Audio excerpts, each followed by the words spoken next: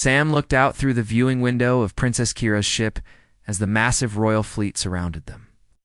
The metal giants blocked out the stars, their weapons pointed directly at their small vessel. His heart beat faster as he counted 12 warships, each one bigger than a space station. "Do not worry, Princess Kira," said from behind him. Her voice carried the musical tone that all Zolonians possessed. "They will not fire upon a royal ship." Sam turned to look at his companion. Princess Kira stood 7 feet tall, her crystalline blue skin catching the light from the control panels.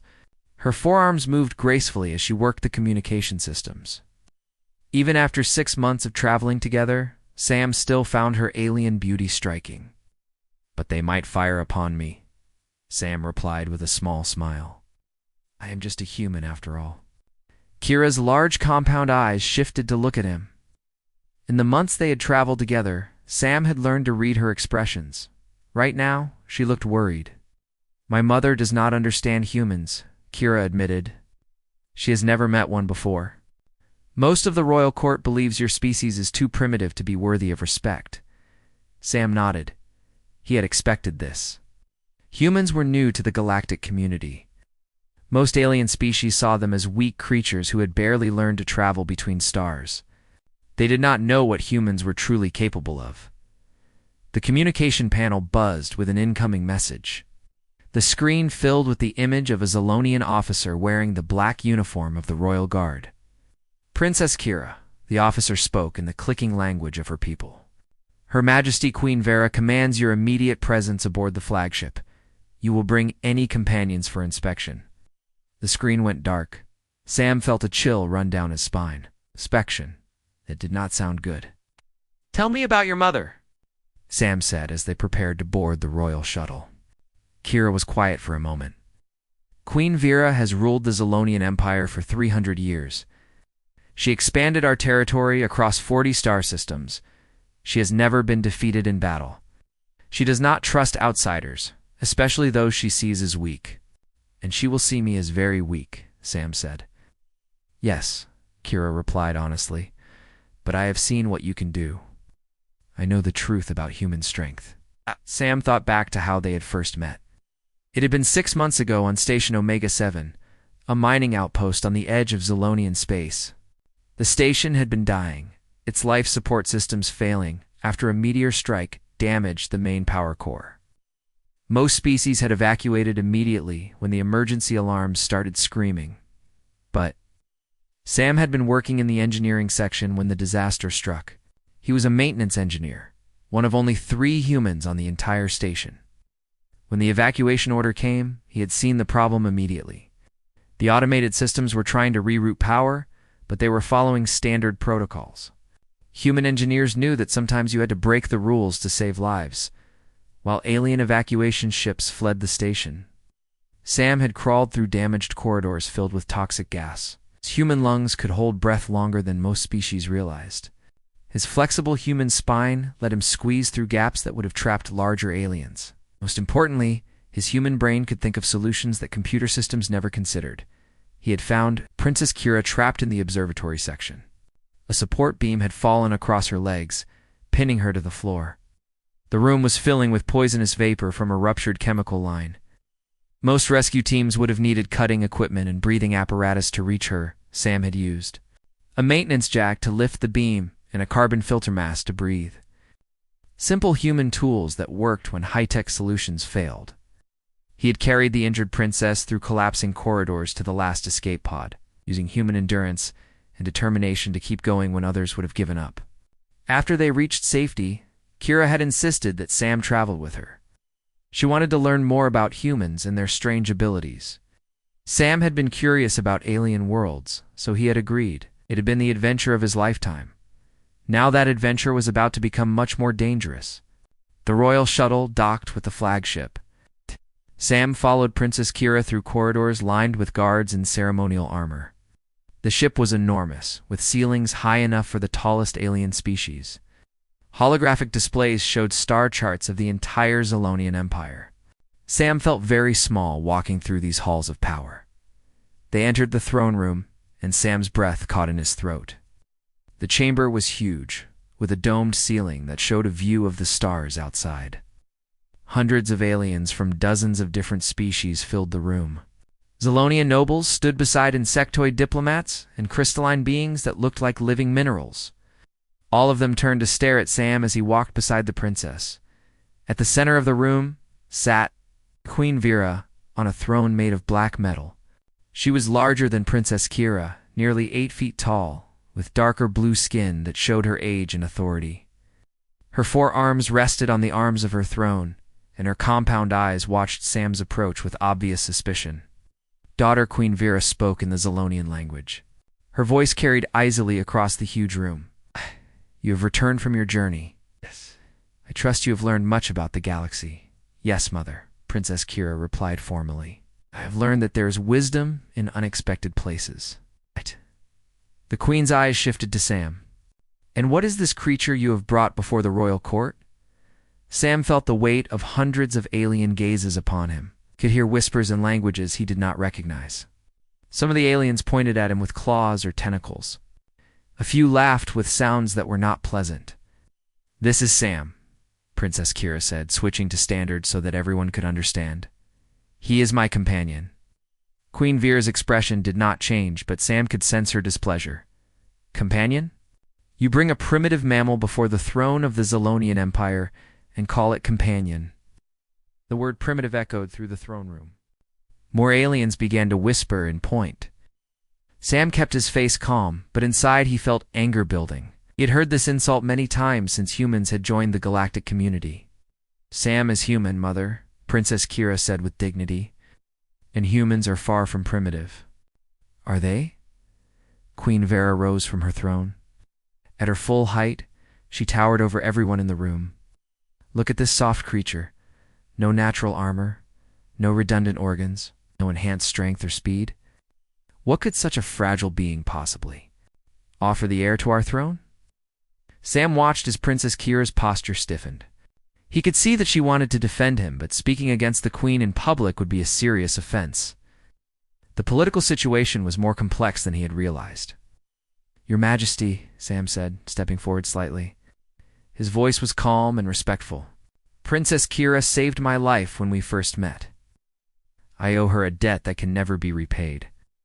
Queen Vera's compound eyes focused on him. You speak well for a primitive, but words are cheap. What actions have you taken to prove your worth? Psst. Sam could answer. A Zolonian advisor whispered something in the Queen's ear. She nodded and looked back at Sam with renewed interest. Ah, yes, Queen Vera said. I have received reports about the incident on Station Omega-7. The official records show that all life support systems failed completely. Yet somehow my daughter survived when she should have died. How do you explain this miracle? Sam felt the attention of the entire room focus on him like a laser beam. This was the moment that would determine everything. He could give a technical explanation of what he had done, but that would not impress these aliens who had technology far beyond human understanding. Instead, Sam chose to tell the truth about what made humans different. Your Majesty, Sam began, the automated systems on the station followed their programming perfectly. They calculated the safest course of action based on available data. But sometimes the safest choice is not the right choice. Explain, Queen Vera commanded. The computers wanted to seal off the damaged sections and wait for rescue ships, Sam continued. That was logical. It would have saved the maximum number of lives. But it would have meant leaving Princess Kira to die, Jed. And you chose to ignore logic, the Zolonian advisor asked with obvious disdain. No, Sam replied. I chose to follow a different kind of logic. Human logic says that sometimes you have to risk everything to save one life. Your computers calculated that trying to rescue Princess Kira had only a 12% chance of success. But 12% is not 0%. The throne room was completely silent now. Sam could feel the tension in the air as hundreds of aliens tried to understand his words. Humans do not give up when the odds are bad, Sam continued. We do not stop trying when computers say we should. We find ways to make the impossible possible. That is not primitive thinking, Your Majesty. That is the thinking that let us reach the stars, despite having weaker bodies than most species. Queen Vera studied him for a long moment. Her alien features were impossible to read, but Sam could sense that he had surprised her. You claim that humans are superior to our technology? She asked. Not superior, Sam said carefully. Different. Your technology is amazing. It can calculate probabilities and optimize efficiency better than any human mind. But it cannot do what I did on that station, which was... It cannot choose to be irresponsible, Sam replied. It cannot decide that saving one life is worth risking everything else. It cannot care more about hope than about logic. Princess Kira stepped forward. This is what I learned during our travels, Mother. Humans think differently than we do. They see solutions that our minds cannot imagine. Examples, Queen Vera demanded. Kira began to speak, her voice gaining strength as she remembered their adventures together. On the planet Zarian, we encountered a sandstorm that grounded all aircraft. The local authorities said we would have to wait 3 days for it to pass, but Sam studied the storm patterns. He's found a way to fly through the eye of the storm using thermal updrafts that the navigation computers had dismissed as too dangerous. She continued, On the trading station at Tau Ceti, we were trapped in a diplomatic crisis between two species who had been enemies for centuries. The situation was impossible to resolve, but Sam suggested something that no one had ever tried. Instead of negotiating between the two sides, he found common ground by talking about shared experiences that both species had. What experiences could enemies possibly share? A courtier asked. Parenthood, Sam said simply. Both species loved their children and feared for their safety. When I got them talking about their families instead of their politics, they found a way to make peace. Queen Vera's expression was unreadable. You claim to solve problems through emotion rather than logic. Not instead of logic, Sam explained. In addition to logic, humans use both emotion and logic together. We call it wisdom. Wisdom, the Queen repeated the word as if testing its meaning. Yes, Your Majesty. Wisdom is knowing when to follow the rules and when to break them. It is understanding that the most important things cannot always be measured or calculated. Throne room erupted in whispers as aliens throughout the chamber discussed Sam's words in dozens of different languages. Some sounded intrigued, others dismissive. Sam could not tell which reaction was winning. Queen Vera raised one of her 4 hands for silence. The room instantly became quiet. You speak well of wisdom, human, she said, but words alone do not prove worth. If you truly wish to stand beside my daughter as her companion, you must demonstrate that your strange human abilities have real value. Sam's heart began to beat faster. What would you have me do, Your Majesty? Queen Viera's compound eyes seemed to sparkle with challenge. You will face the trials of the void. These tests have been used for centuries to determine if foreign dignitaries are worthy of royal audience. If you pass, you will be welcomed as Princess Kira's honored companion. If you fail...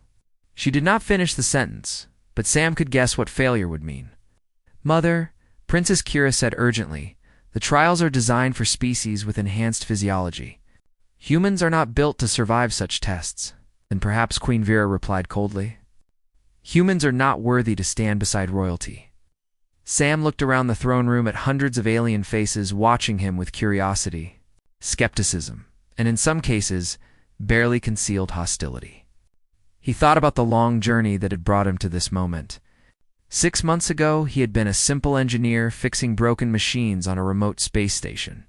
Now he was standing before the most powerful ruler in this part of the galaxy, about to risk his life to prove that humans deserved respect. I accept, Sam said clearly. Princess Kira's crystalline skin seemed to lose some of its color.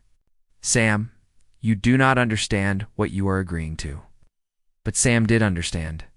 This was about more than just proving himself worthy to travel with a princess. This was about proving that humans belonged in the galactic community as equals, not as junior partners or primitive curiosities. Every human who came after him would benefit if he succeeded here today. When did the trials begin? Sam asked Queen Vera. The Queen smiled, showing teeth that were sharp and predatory. Immediately. Guards in ceremonial armor escorted Sam from the throne room to the testing chambers deep within the royal flagship. Princess Kira walked beside him, her forearms moving nervously as she tried to explain what he would face. "The first trial is called the Void Chamber," she said in a worried voice. "It simulates the vacuum of space. Most species can survive for at least 10 minutes using their natural abilities. Zolonians can hold their breath for 15 minutes, and our skin provides some protection from radiation." Sam nodded as they walked through corridors lined with alien technology he did not recognize. "How long do I need to survive?" 20 minutes, Kira replied. "But Sam, human physiology is not designed for space exposure. Your skin is too thin, your lungs too small, your blood pressure too unstable." "We will see," Sam said calmly. They reached a large viewing chamber where hundreds of aliens had gathered to watch the trials. Through a thick, transparent wall, Sam could see the testing chamber beyond. It looked like an empty metal room with various pieces of equipment scattered around the floor. Queen Vera stood at the center of the viewing area, her imposing figure commanding attention from everyone present. She gestured toward the chamber with one of her forearms. "The trial begins when you enter that room," she announced in a voice that carried to every corner of the space. "The chamber will be evacuated of all atmosphere and heated to simulate the radiation of unfiltered starlight. You must survive for 20 minutes while completing a simple task." "What task?" Sam asked. "You must repair the life support console that you will find inside. The components are scattered and damaged. Most beings use their natural resistance to space conditions to focus on the technical work." Sam studied the chamber more carefully. He could see pieces of machinery spread across the floor, some of them clearly broken. Without atmospheric pressure, working with small components would be extremely difficult. His human hands would lose dexterity quickly in the cold vacuum. "Are tools provided?" Sam asked. "Basic tools only," Queen Vera replied. "The same ones available to all who take this trial." Sam nodded. "I am ready." The Zolonian technician operated the controls that opened the chamber door. Sam stepped inside and heard the heavy metal door seal behind him with a sound like thunder. Through the viewing window, he could see hundreds of alien faces watching him, with a mixture of curiosity and doubt. Warning lights began flashing as the chamber prepared to evacuate its atmosphere. Sam had perhaps 60 seconds before the air was gone completely. He used this time to examine the scattered equipment more carefully. The life support console had been deliberately broken into dozens of pieces. Circuit boards, power cables, atmospheric processors, and environmental sensors lay scattered across the floor. Sam could see immediately that this was not just a repair job. Someone would need to completely rebuild the system from scratch. Most aliens would approach this as a technical problem. They would use their natural space resistance to work steadily through the reconstruction process. But Sam realized that this approach would not work for a human. Instead, Sam began gathering specific pieces of equipment and arranging them in a pattern near the center of the room. He was not trying to rebuild the console yet. He was preparing for what would come next. The atmospheric evacuation finished. Sam felt the familiar sensation of pressure dropping rapidly around his body. His ears popped painfully, and he could feel moisture evaporating from his skin. The chamber's heating elements activated, filling the space with radiation that would have been lethal, without proper protection. This was where human engineering training became valuable. Sam had worked in space before, and he knew that surviving in vacuum was not about enduring the conditions. It was about using equipment properly. Sam activated the emergency suit system he had spotted near the door. Most aliens ignored this equipment because their natural physiology made it unnecessary. But humans had learned to depend on technology to survive in environments where they did not belong naturally. The emergency suit was basic, designed for short-term use during ship emergencies. But Sam had spent years working with similar equipment. His human hands, despite their lack of claws or natural armor, were incredibly good at manipulating complex tools and mechanisms, with life support restored to his immediate area. Sam began working on the scattered console components, but he did not try to rebuild the system the way it had been originally designed. Instead, he began connecting components in a new configuration that would be more efficient. This was where human creativity became important. The original console design followed standard engineering principles that worked well for most situations. But Sam could see ways to improve the design using techniques that were common in human engineering but unknown to most alien species. Human engineers learned to work with limited resources and unreliable equipment. They developed methods for making systems that were robust and adaptable. Sam applied these principles to the alien technology, creating connections and backup systems that the original designers had never considered. Through the viewing window, Sam could see that the watching aliens were becoming agitated. They were pointing at his work and talking among themselves in animated discussions. Clearly, he had not expected him to approach the problem this way. Princess Kira stood near the front of the viewing area, her compound eyes focused intently on Sam's work, even through the thick, transparent barrier. Sam could see that she was impressed with his progress. With 5 minutes remaining in the trial, Sam activated his rebuilt console. The system came online immediately, showing atmospheric readings, temperature controls, and radiation shielding status. But Sam had not just repaired the equipment. He had improved it. The new configuration was 30% more efficient than the original design. It included backup systems that could maintain life support even if the primary components failed. Most importantly, it could be operated and repaired by beings with limited technical training. When the 20-minute timer finished, atmosphere was restored to the chamber. Sam removed his emergency suit and stood beside his improved console as the chamber door opened. Queen Vera entered first, followed by several technical advisors and Princess Kira. The Queen examined Sam's work with obvious surprise. "This is not the same system that was placed in the chamber," she said. "No, Your Majesty," Sam replied. "I rebuilt it using better engineering principles." One of the Zolonian advisors activated a scanner and ran it over the console. "The efficiency readings are beyond our current technology," he reported. "How did you achieve this improvement?" "Human engineering," Sam said simply. "We are taught to make things better, not just to fix them." Queen Vera studied the console for several minutes, testing its functions and examining the connections Sam had made. Finally, she nodded with grudging respect. "You have passed the first trial," she announced. "But 2 challenges remain." They moved to the second testing chamber, which looked very different from the first. This room was circular, with a sandy floor and high walls. It looked like an arena designed for combat. "The second trial tests physical capability," Queen Vera explained. "You will face a Krellian warrior in hand-to-hand combat. No weapons are permitted, and the contest continues until one participant yields or becomes unable to continue." Sam looked through the transparent barrier and saw his opponent waiting in the arena. The Krellian was enormous, standing nearly 10 feet tall with thick armor-like skin and 4 powerful arms ending in clawed hands. Its muscles were clearly visible beneath its natural armor, and its movements showed the confident grace of a professional fighter. Krellians are among the strongest species in known space. Princess Kira whispered to Sam. "Their bones are 3 times denser than human bones, and their reaction speed is enhanced by redundant nervous systems." Sam nodded calmly. He had expected something like this.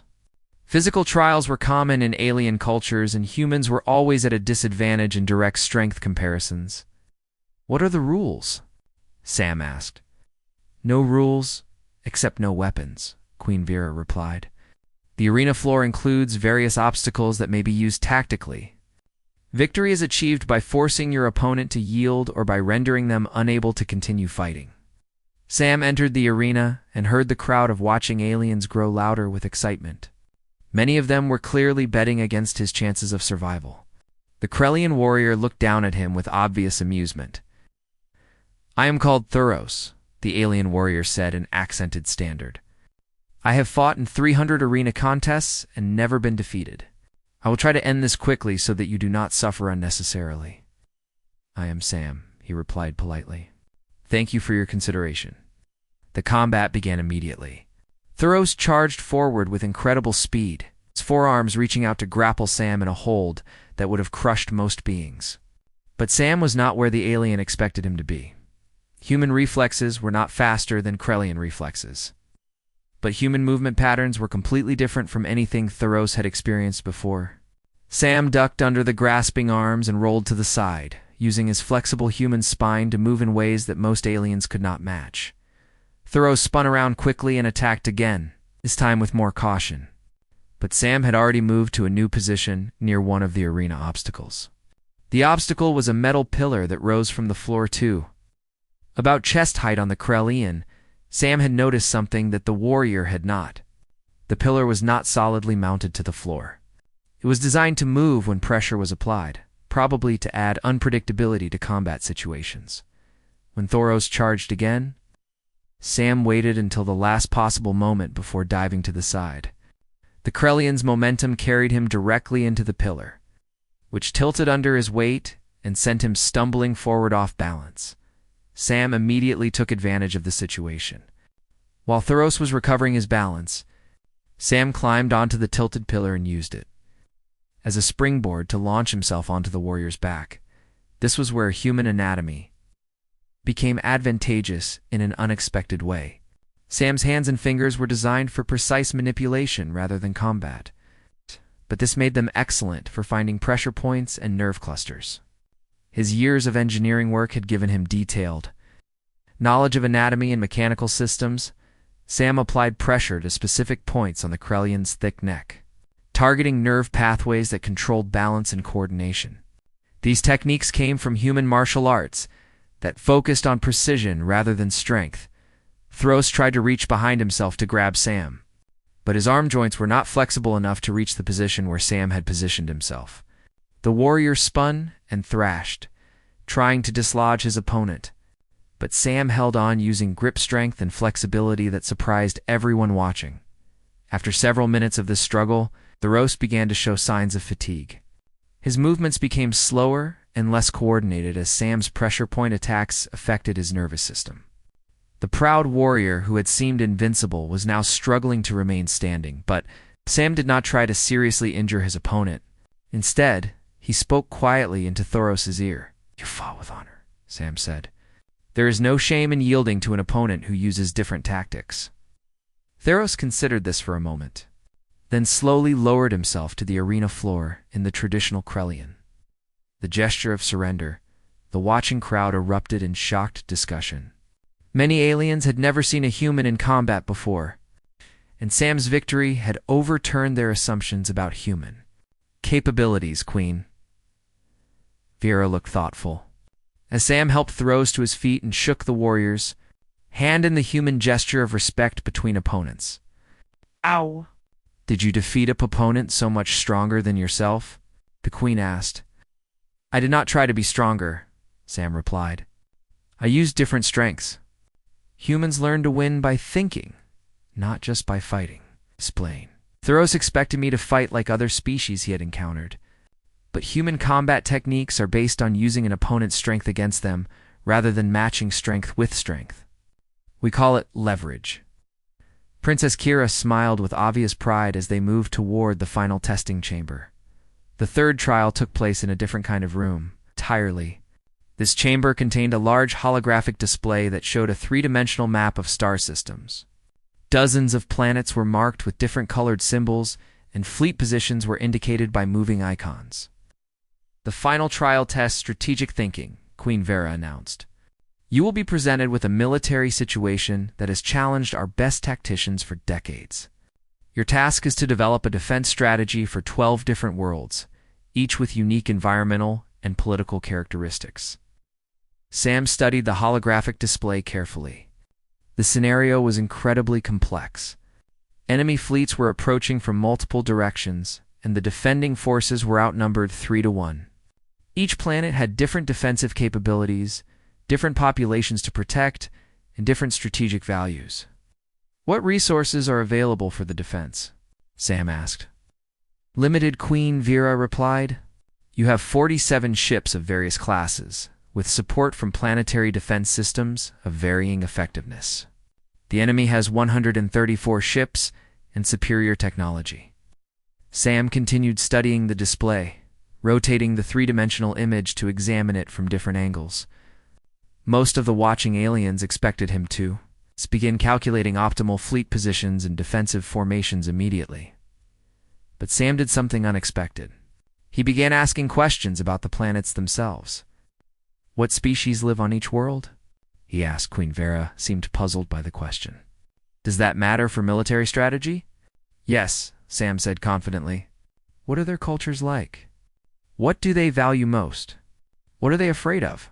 The Queen gestured to one of her advisors, who began providing detailed cultural information about each planet. Sam listened carefully, asking follow-up questions that seemed to have nothing to do with military tactics. The people of Zarian Prime are miners who value independence above all else, the advisor explained. The inhabitants of New Thesha are artists and philosophers who despise conflict.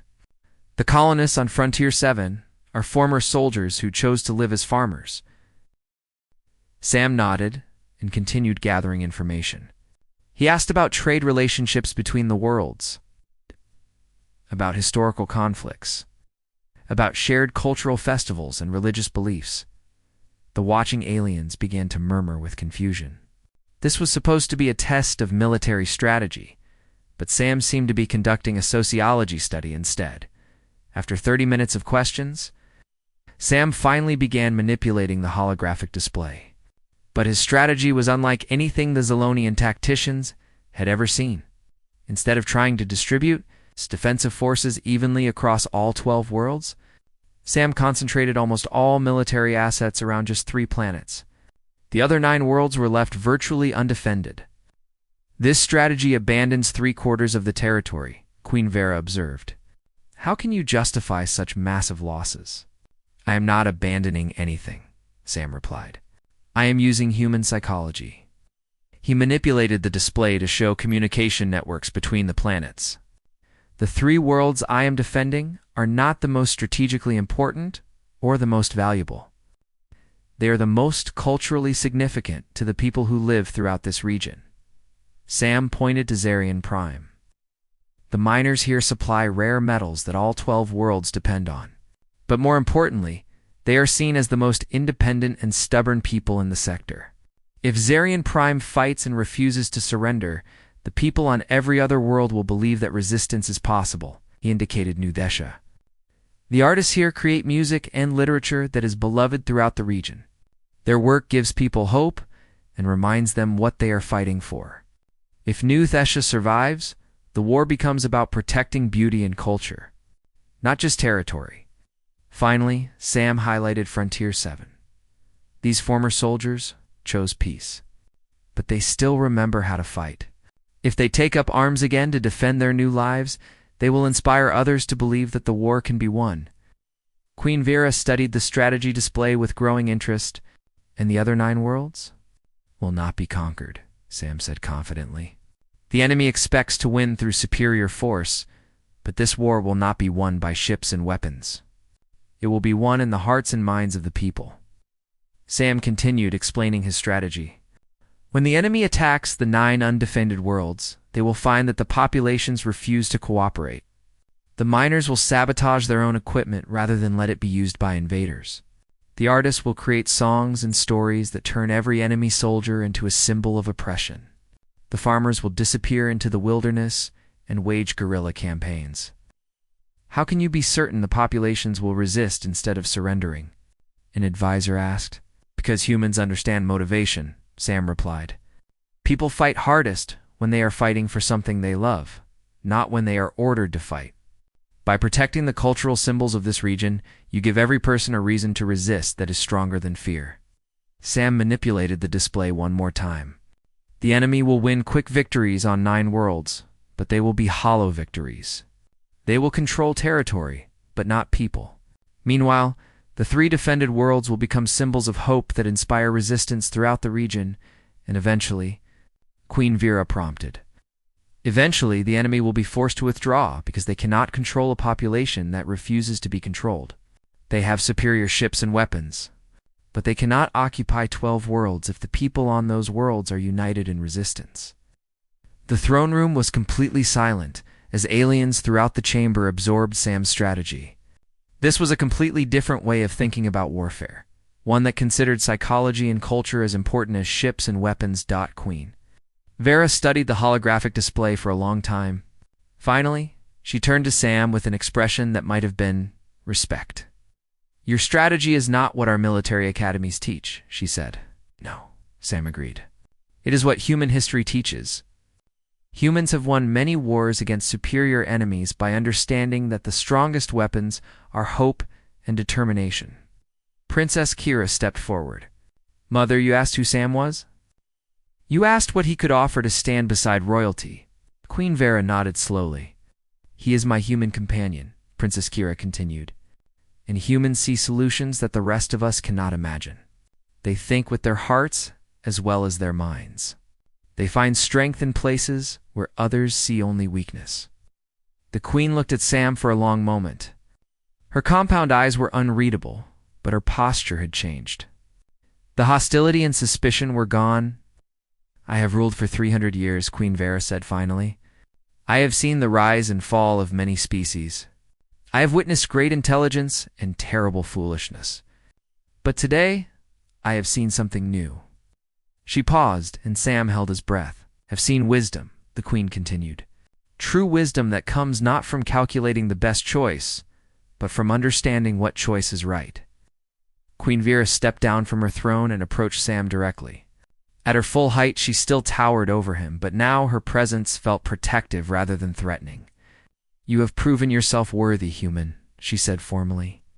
Not through strength or intelligence alone, but through understanding what it means to be truly alive. The queen turned to address the assembled crowd. Let it be recorded that Sam of Earth has passed the trials of the void and is welcomed as an honored companion to Princess Kira of House Vera. Let it also be recorded that the human species is recognized as a full member of the galactic community. With all rights and privileges thereof, the throne room erupted in cheers and applause from hundreds of alien voices. Sam felt overwhelmed by the magnitude of what had just happened. He had not just proven himself worthy to travel with a princess. He had earned respect and recognition for his entire species. Princess Kira placed one of her 4 hands on Sam's shoulder. Thank you, she said quietly, for showing them what humans truly are. Sam looked around the great throne room at hundreds of alien faces that now looked at him with respect instead of suspicion. He thought about all the humans who would benefit from this moment. All the doors that had just opened for his species. Thank you, he replied, for giving me the chance to try. As the celebration continued around them, Sam realized that this was not the end of his adventure with Princess Kira. It was just the beginning. There was an entire galaxy full of species who still did not understand what humans could accomplish when they combined courage with compassion, logic with love, and strength with wisdom. He was ready to show them.